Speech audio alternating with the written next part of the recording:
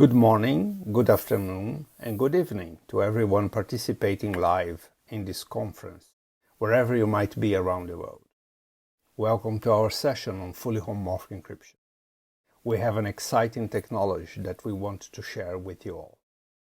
I am Flavio Bergamaschi, and this is my esteemed colleague, Eli Dow. Together, we represent the many hardworking members of our team in IBM that are working across the research, the security, the cloud, and the systems divisions to revolutionize how you look at future security strategy based on an open software platform. In this session, we will give you a light introduction on the concepts of fully homomorphic encryption, along with some of the history behind it, as well as a brief discussion on use case archetypes before diving into a demonstration of our open source IBM FHE toolkit that you can try today for free. We will also provide pointers to our open source code and extend a sincere offer for the open mainframe community to engage with us to improve the technology and advance this potentially game-changing innovation to benefit us all. We will conclude a bit early in order to leave some time for interactive question and answer at the end. Okay, let's start with this question. What would you do if you could compute on encrypted data without ever decrypting? What are use cases you don't even think today because you cannot share data safely? So keep this question in your mind as we go through this session, and let's have a Q&A at the end. So just what is fully homomorphic encryption? Let's call it FHE. FHE is an advanced cryptographic scheme that allows the processing of data without the need to encrypt that data. It means that the data stays encrypted throughout the entire computation. All the intermediate values remain encrypted, and the result of the computation is also encrypted. So the machine where the computation is performed can never see the data in the clear or the unencrypted form. FHE helps in addressing the paradox of need to know versus need to share, meaning that the sharing of data can now be done without revealing the data itself. We will get back to that when we discuss the archetypes and use cases in a moment. Furthermore, and lastly for this slide, fully homomorphic encryption uses lattice-based cryptography, meaning it is considered quantum resistant. For millennia, we have used cryptography to keep information secret while it's being transferred or stored. Standard encryption techniques protect data from certain threat modes, but not all. The threats we commonly protect our data against today are from interception in transit. This might mean over the network. We also protect data from interception or unauthorized access while it is in a persisted storage, such as encrypted files on a hard disk, or boot protection that protects unauthorized access to a laptop. However, these systems leave a crucial vulnerability exposed. Data is not protected when it's being operated on. This is the case in a cloud computing, where you must trust the cloud hosting provider. It's also the case in simpler internal computer systems, where a member of your organization might need access to perform a routine data process. When computation is performed, the data is decrypted. FHE changes that and now allows for the processing also to be done on completely encrypted data. FHE has revolutionized security and data privacy possibilities. It has massive implications to how we outsource computation to untrusted environments and how we insource data access to minimize exfiltration or other risks related to compliance.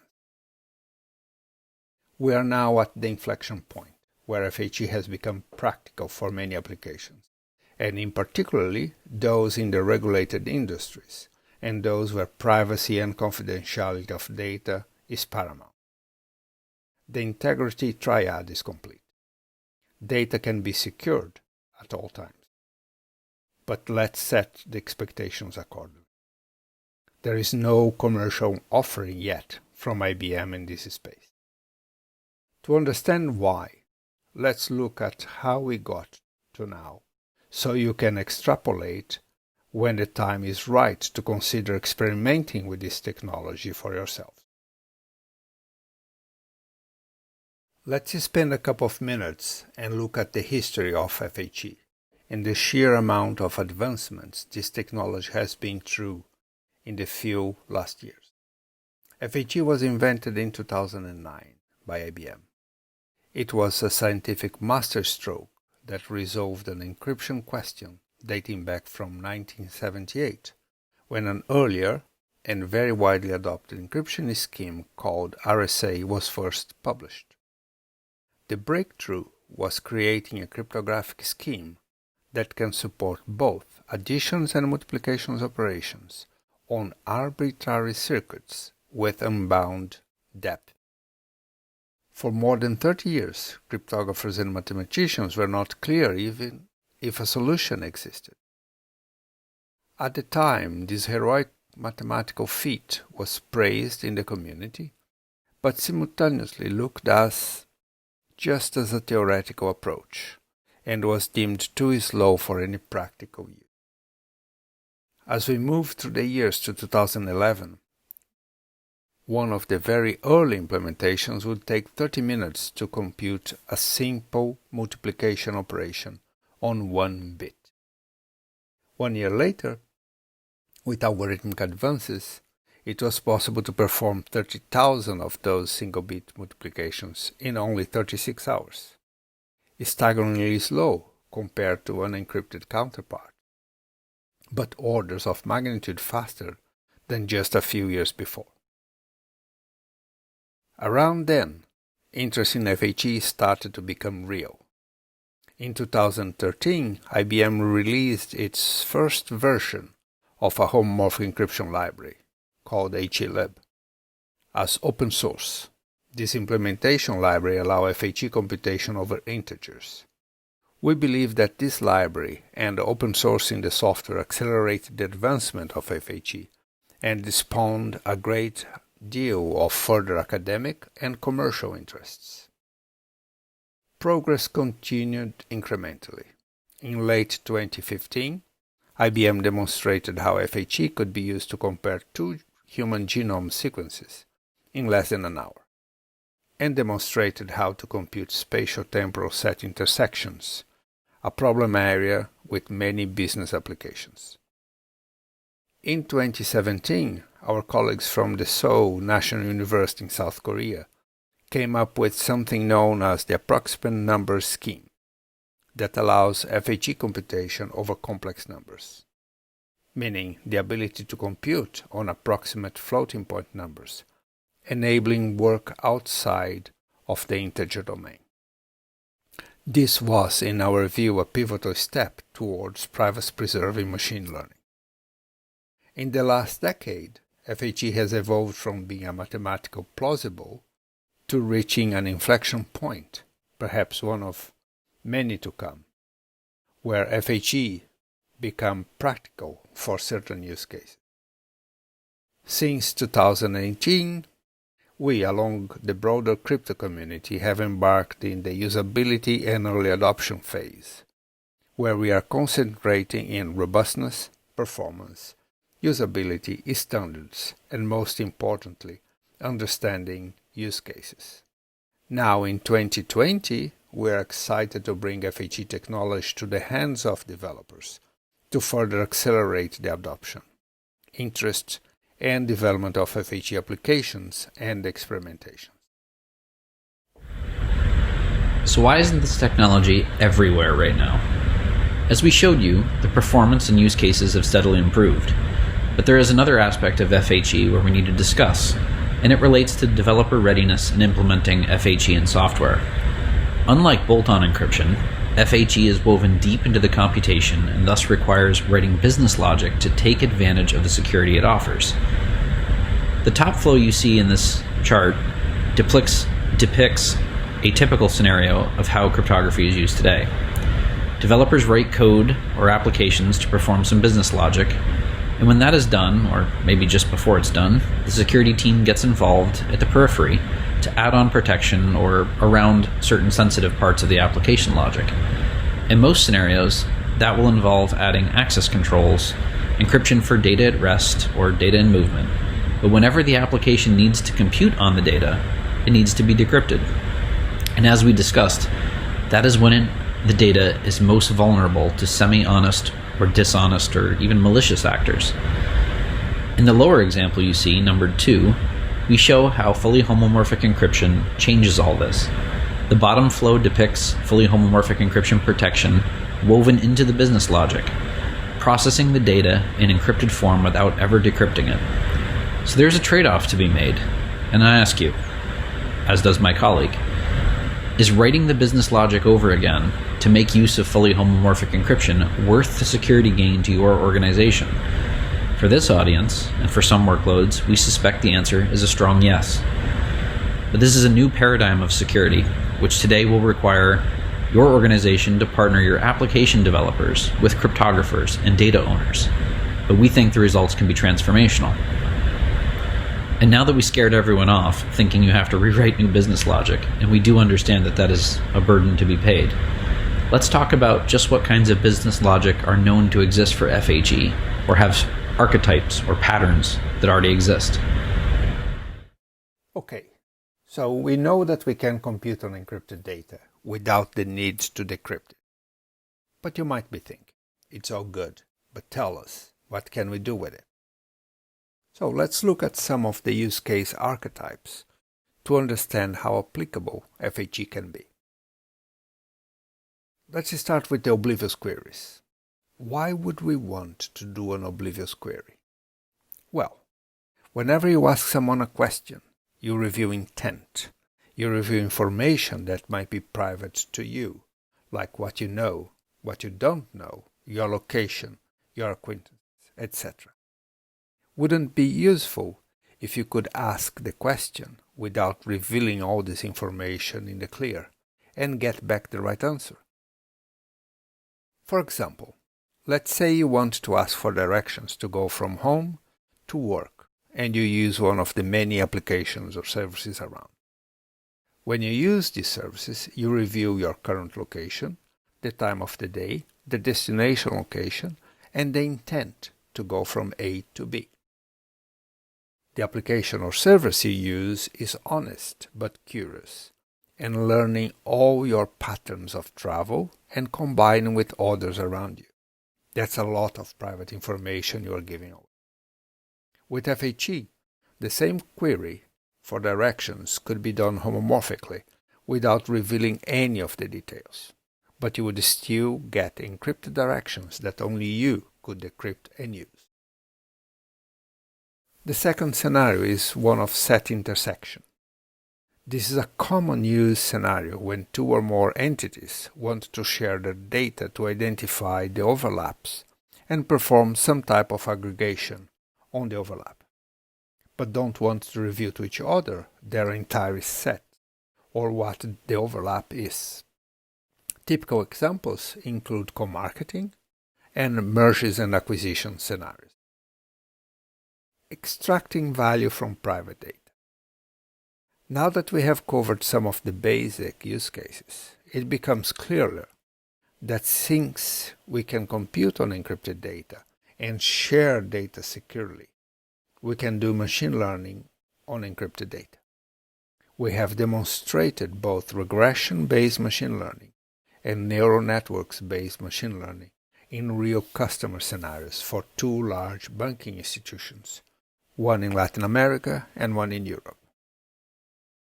Secure outsourcing. From the use cases discussed, it becomes clear that FHE technology can assist and enable cloud adoption for those clients that would never migrate their data to an untrusted environment or to the cloud. So we know about FHE, and we know how important open source is to fully homomorphic encryption at IBM.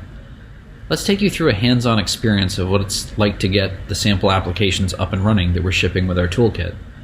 Our goal with the fully homomorphic encryption toolkits was a friction-free experience where you can get started developing, using, and integrating various components, software, and utilities to have the best experience possible developing homomorphic encryption applications. This includes the use of an integrated development environment that comes pre-configured with high-value demonstration applications. Now keep in mind the demo applications are not tuned for speed, but rather a combination of speed and pedagogical use as teaching tools. We support native Apple toolkits for macOS and iOS using Xcode as the integrated development environment. But since this is a mainframe audience, we will instead talk about the Linux toolkit. Our Linux toolkits are delivered as pre-configured Docker containers.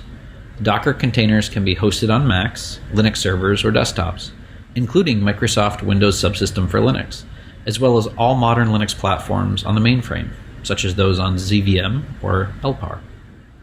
For our demonstration today, we will be installing the toolkit and running the demonstrations on a ZOS instance running Z container extensions, and we'll run through 2 of the 5 demos we ship. The demonstration should take less than 10 minutes.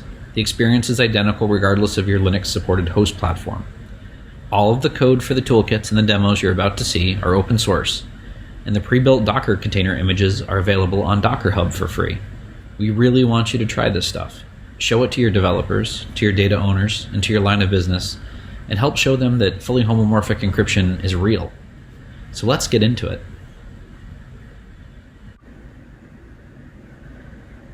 Well, alright, this is the demo. Let's start by checking out GitHub, where you can see the open source code. And here we're going to go ahead and just go to the download link. Now that we've fetched the zip file, we don't need the browser. Let's go ahead and go to the download location and just uncompress the zip folder. Pretty quickly, there we go. Dragging to the desktop, we now have the full source code for the toolkit. As you can see, I just opened up a utility called CyberDuck that lets me use SFTP to move content to my ZCX instance. Rather than copying up everything, which I could do if I wanted to build the software on the ZCX instance, what I'm going to do right now is move just the scripts to fetch, start, and stop the toolkit. You saw me just move the fetch Docker image script, the persist data script, which makes sure that data is persisted across invocations of the container toolkit, the run toolkit script, which launches the container if you're not familiar with launching Docker containers, and then lastly, a script that helps stopping the toolkit. They've now finished uploading, as you can see, so we'll go ahead and we can close out the utility for the file transfer. We no longer need the source code on my local machine. Everything is now on my ZCX instance. Right here, I just want to show that we are in fact on an S390X architecture, and if you check, you can see that we're actually running Docker on ZOS. You can see the scripts that I just uploaded. However, one thing we must do is make them executable in order to invoke them. So I'm going to go ahead and just do the chmod that you saw there. Next, I run the fetch script with no arguments, which is what you might do if you didn't know how to run it, and you can see that for S390, there are 2 supported options. I'm going to pick Ubuntu for this demo. As you can see right now, we're ready to start the toolkit. So as you can see, we want to do run toolkit with -p to specify the pre-built container we just fetched, and we're using the Ubuntu flavor. Next, you'll see at the bottom the message that says the container is open for business. I've already got the tab open here just to save typing. What you're seeing here is an SSL certificate from a self-signed certificate that we use inside the container. To bypass it, we just click the warning and type, "This is unsafe," for the Chrome web browser. Other browsers behave a little differently as documented in our documentation. As you can see, the IP address in the web browser matches that of the console in the background that I just logged in for the ZCX instance. As we start the toolkit, you'll be prompted for a compiler setup. Just pick the bottom entry at the top. Once the initial workspace configuration has been done, we can navigate by point and click over to the examples, and I'm going to pick BGV country DB lookup, which is the country database key value search implemented using the BGV cryptographic scheme. Here what you see by just pressing the build button in the toolbar at the bottom, I compiled the software. The full source code is available in this toolkit. When the compile was done, I clicked the run button to launch the program. As you can see, I've been prompted to name a European country. I've specified England here. And what we're going to do is run the query against the fully encrypted database to find the capital. While we wait, it's important to note that there are other examples to the left. You can see BGV binary arithmetic that we ship, as well as another example called BGV packed arithmetic, and one called credit card fraud. In the interest of time, we can't show you all those demos today, but similarly, you point, click, and build, or use a combination of CMake scripts to run the examples that are there, as documented. Showing real briefly, the source code is complete for each of these examples, and you can browse it at your leisure if you're interested in learning how the code works. But while I was doing that, as you can see, the query has come back, and in real time you see that we've gotten a response. So you just heard a bit about the technology, the use cases, and you saw the demo of how easy it is for you to educate and demonstrate this technology to your organizations. We hope it starts a conversation about how to consider fully homomorphic encryption as a core component of a comprehensive security and privacy strategy. Now more than ever, this stuff matters. Data breaches, privacy regulation, and legislation, we think this can help. But we can't do it without you. Our goal is to create and deliver world-class user experiences and transform business operations under the FHE security model. We're seeking forward-thinking sponsor users and want to foster a healthy and vibrant community of users and developers. If you like what you saw, and you try the toolkits for yourselves, please send us some feedback. An important way to participate, to help us, and to help the FHE momentum, is to take our encryption survey. We are looking at you, the application developers, the data scientists, the data owners, the line of business, and the C-suite execs. We want to know how to make this usable and viable for you as a foundational tool as trusted as RSA. In the meantime, we thought we would also provide a roundup of ways to further educate yourselves and one another. Thanks for co-hosting this with me, Flavio, and I hope you, the audience, have enjoyed this presentation. While we get ready to take some of your questions in the interactive question and answer session, we thought we'd just put up some of this material. There's certainly no shortage of media to consume. There's blogs, news articles, podcasts, and some YouTube links here. And basically, we'll try to meet you on the battlefield. We'll see you on Reddit, we'll see you on Twitch. Just don't tell our lawyers. Anyway, we hope you enjoyed this, and we'd now like to take your questions, so please don't be shy.